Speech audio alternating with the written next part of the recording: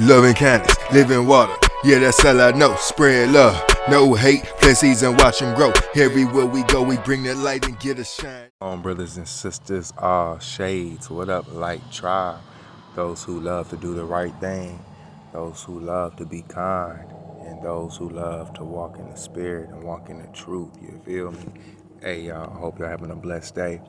I'm just out here with the Urkadeshi, the Holy Watchers, out here in nature vibing, just trying to catch a wave, on a little trip, you know what I mean? So I'm just enjoying, this opportunity to be in the presence fully, you know what I'm saying? Basically like camping out, you know what I mean? And just really being out here and getting light and seeking light and just praying and serving and seeking. But real quick, I'm sitting here, you know what I mean? Read my self-help books, you know what I mean? I always let it feed the spirit and just study and see how to overcome a lot of things and a lot of barriers that we put up, and a lot of things that happen to us and how to clear out so you can let that light come all the way in, you feel me? All right, y'all, we're going to start with 10 things to remember before you take things personally. All right, real quick. A couple days ago, I posted something about observing and don't absorb. It's so easy to absorb people's mess or their discord or their trauma or whatever it is, just that disconnection, the illusion of being separated, you know what I mean? So I'm learning to observe things, which helps me respond and don't just necessarily react out of emotion, but helps me, observing helps me respond out of wisdom, because I go places and you observe and you see things, and I smile, I try to be the light, be the change, even in the midst of everything low vibrations and just people stuck in the temporal side of things, you know what I mean? And it's easy to absorb all that, like being friendly and being gentle, and, people will test you, you know what I mean? And it's not even necessarily people, but their suffering, that disconnect will try to get you to disconnect as well from the lifeline, you know what I mean? So we're at a very critical time in the world, and in this change that's going on, we have to observe and don't absorb. So I'm going to go over 10 things to remember before you take things personally, because you don't want to absorb it. You don't. It brings you down.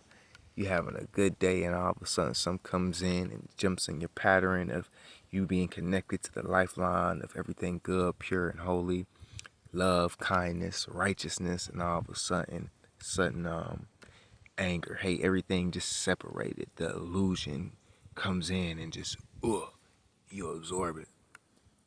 People be coming around and you think that it's them, but it's something they're receiving. It's something they're holding on to. Now see that they're suffering.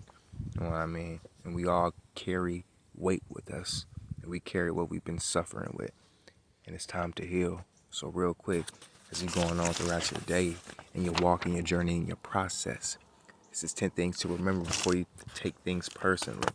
All right. I'm going to do a little reading, so I hope y'all got time today, because I got time today. All right. For real. So, why do we always take things personally? Someone storms into the room in a bad mood, huffing and puffing and addressing us in a very rude way. Immediately, we think to ourselves like, I mean, what's going on here? I don't deserve to be treated this way, you feel me? And we all been like that. You having a good old lovely day and somebody just storm in a room, just black, you know what I mean? They just bringing all types of weight and just extra stuff, They should know better. And then we're left agitated, offended, and angry. But the truth is, the other person's behavior has very little to do with us. They got mad at something outside the room, and now they're reactively venting their frustrations. We just happen to be in the wrong place at the wrong time. But check this out. Every little thing that we go through is a lesson. So even if you get caught in the crossfire, right, you're not alone. I like to feel like somebody has to be the mature one. Somebody has to be the adult. Somebody has to be the diffuser of the situation. You feel me? Because just think, two negatives ain't going to bring no light. You know what I mean? Even if you've been disrespected, you could let it be known in a calm, cool, gentle way. You know what I mean? But when somebody coming in there with all that baggage and suffering and agitated and it ain't had nothing to do with you, you observe, right? First thing you do is you acknowledge that they're suffering and it has nothing to do with you. So you can just look at it from this point of view. It's like, if I was acting like that, how would I want somebody to respond to me? Because you got to think, we're like big children. We're big kids. Somebody come in a room agitated because something else happened to you, so you're going to come in the room and take it out on me? Nah, sorry. I don't have to absorb that. I can observe, hear the spirit, ask the spirit how to move, how to flow with the living water, how to bring and diffuse. Even if I ain't got to say nothing, sometimes all you got to do is just listen. You know what I mean? You ain't got to take it personal.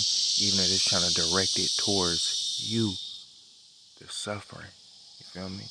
They're lacking. You be that mature. You be the adult in the situation. You know what I mean? Ain't no need to rise or go low with them. You stay connected to that lifeline. You stay in a vibration, in the mood, in the feelings of everything good, pure and holy, love, righteousness, you feel me? But alright. We just happen to be in the wrong place at the wrong time. This reality doesn't justify their rude behavior, but it needs to be consciously acknowledged so we don't waste all our mental energy positioning ourselves at the center of the situation and taking everything personally. You feel me? You know, I've been there. You know what I'm saying? Be in a good flow mood. Somebody just come in, you can just see it on their face. You know, treating somebody, not even speaking, moving different, moving funny. It's like, hold on. Obviously they going through something. So it's like the first thought should be that, okay, and you know for sure that you ain't doing anything, but you observing. I definitely just say a prayer for them real quick. Living water, flow with them, help them in anywhere they're struggling, where they're hurting, where they're suffering at, there's a lack of. And then I ask, how can I assist? Because the greatest among you will be a servant. We here to serve each other. Ain't nobody greater than nobody. If that was the case, we all be up there, you know what I mean? We down here on the mission trying to get back to up there. And remember, everything starts in the spirit. So we can be up there right now while we here, operating in the spirit, being led by the Holy Spirit, Kayi, the giver of life, the breath, you feel me? Right? Now let's assume for a moment that a person's actions actually do seem to relate to us directly. We inadvertently did something that annoyed someone, and now they're reacting very rudely to us. A situation like this might seem personal, but is it really? Is the magnitude of their rude reaction all about us and the one thing we did to trigger them? Probably not. It's mostly just a statement about the other person's reactions, snap judgments, anger issues, and expectations of the universe. Again, we're just a small piece of a much larger story. And likewise, when someone else rejects us, ignores us, doesn't call us when they said they would, doesn't show they care, etc., these reactions have much less to do with us than they have to do with the other person's history of personal issues. And it's like, before I, came on this little trip, one of the brothers, we were talking, and it was like, he said the realest thing in their head, because sometimes you can't go to people and let them know, like, hey, this is what I see. I see these patterns, or I see this, because just keep it real. 9 times out of 10, when people are stuck in their ways, they're in their ways. And the realest thing I've heard was one of those quotes that said, the quickest way to find out who you are is you have to go through and find out who you are not. And sometimes when you deal with people like that, you can't just go up and gently correct, or not even a point that I correct them like you're wrong, but when you care for someone and you can't go talk to them and show that you care, I've learned, and we talked about prayer. You send a wave, you pray, you send a message to the wind, let it carry, go ahead of them, So when the time is right and they do have that opening, you may not be the one to help them flow through it, but they can have a personal situation. They can have an experience, something happen to them. And because of your prayer and you believing and loving them and serving can help them. It may not be when we want to. That's what I'm learning. Like, it can't be on my time. It's on the Lord's time for when they ready. And obviously, I don't care. I'm still healing. You know what I mean? We all still healing. We all trying to let go of those patterns of where we lacking and when we spaz out or we move funny or just act different. You know what I mean? Or take things personal. You know what I'm saying? Cause it's hurting. You hurt. That's it. Feel me? But because we see everything through a lens of how it affects us, a lens that does a poor job of seeing the bigger picture, we tend to react to everyone else's actions and words as if they are a personal judgment or statement about us. Thus, other people's anger makes us angry. Other people's lack of respect make us feel unworthy. Other people's unhappiness make us unhappy. And so it goes. If you're not in your head to any of this, it's time to remind yourself of the truth. So what other people say and do and the attitude they carry rarely has anything to do with you. People's reaction behaviors are about their perspectives, wounds, and experiences. People treat you like you're amazing or act like you're the worst. Again, it's more about them and how they are viewing the world at that given moment. Straight up, and I've learned that. And we can all learn that. We can all operate in that. You feel me? We don't have to absorb everything. Straight up. Because it's like, you can tell when people are disconnected, you know what I mean? Where there's a block, where there's a barrier. And it's sad to say that some people choose that because they're comfortable. They're comfortable in the illusion. And therefore, that's where the compassion comes in. Because if you could only see the light and feel the light, then you'll be letting all that stuff go, you know what I'm saying? You won't be taking everything personal, you know? You feel me?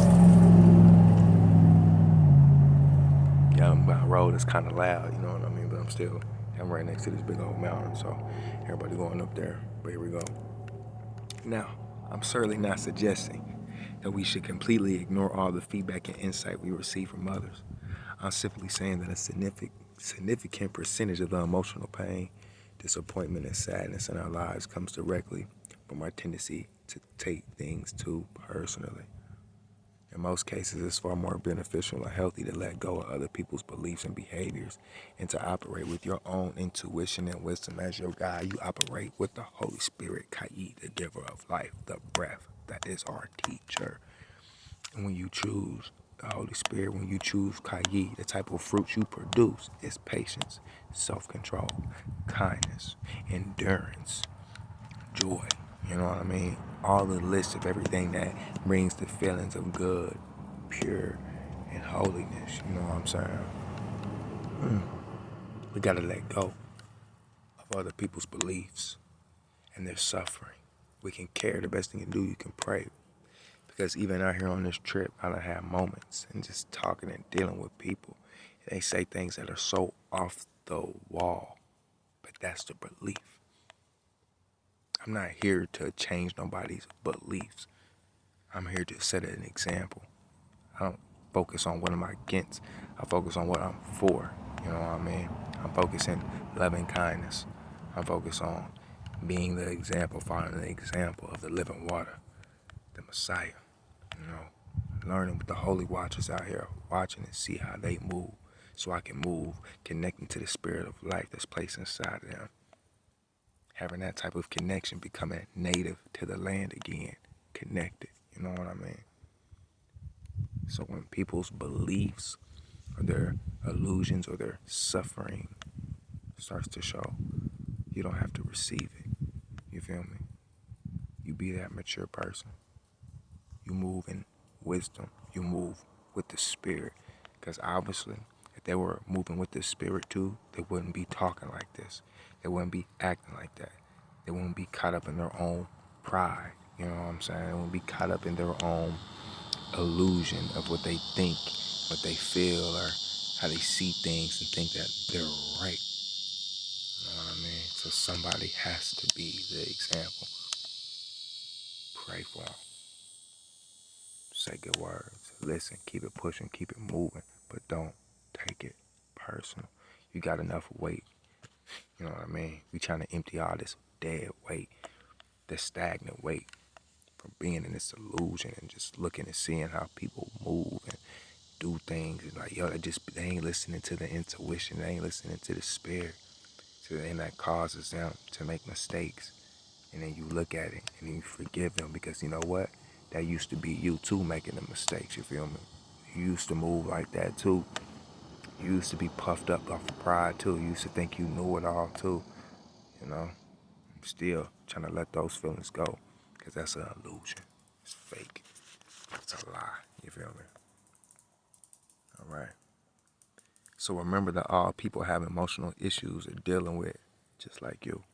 And it makes them defiant, rude, and downright thoughtless sometimes. They're doing the best they can, or they're not even aware of their issues. In any cases, you can learn not to interpret their behaviors as personal attacks. Let me read that again. You can learn not to interpret their behaviors as personal attacks, you feel me? And instead see them as non-personal attacks, like a dog barking at a distance or a bumblebee buzzing by that you can either respond to gracefully or not respond at all. And like I said, just me being out here and just vibing with people, I'm telling you, they be saying some goofy stuff. You know what? This is how I handle it. I respond gracefully. I'm like, wow, that's different. Okay. All right. And some stuff, no comment. Just, I never heard of that before. You know what I mean? It is so easy to go back and forth. I'm not here to force nobody to believe nothing. I'm here to be the example. Because we all have agency. We all have free will. And you can choose. All right? And somebody got to be the example. Somebody has to be the mature one. Someone has to choose the light and stay connected to the lifeline that's out here all the time. You feel me? The spirit. All right? So, the 10 things. Let's get right to it. All right? Calmness. Calm. I think that's a fruit of the spirit too, being calm, self-control, you feel me? The ability to not overreact or take things personally keeps your mind clear and your heart at peace. Number 2, even when it seems personal, rarely do people do things because of you. Hold on, never have it, yeah. Got the breath, look at the spirit just blowing in real quick. All right, they co-signing this message, you feel me? Even when it seems personal, rarely do people do things because of you. How do you say? Impressive. All right. They do things because of them. Y'all remember that. Even when it seems personal. Because most of the time, sometimes people react. They can take things and interpret it the wrong way. So that's what happens when you skip the spirit. When you get agitated, you get mad. You take your disappointment to God first. You ain't always got to take their foolishness or whatever they say.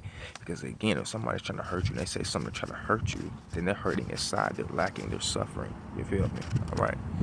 You may not be able to control all the things people say and do to you, but you can decide not to be reduced by them. You hear me? And let me say it again because a vehicle just passed by. All right. You may not be able to control. You may not be able to control all the things people say and do to you, but you can decide not to be reduced by them. Straight up. Because sometimes it's sad when you see people that really think, as the new generation would say, that they're eating.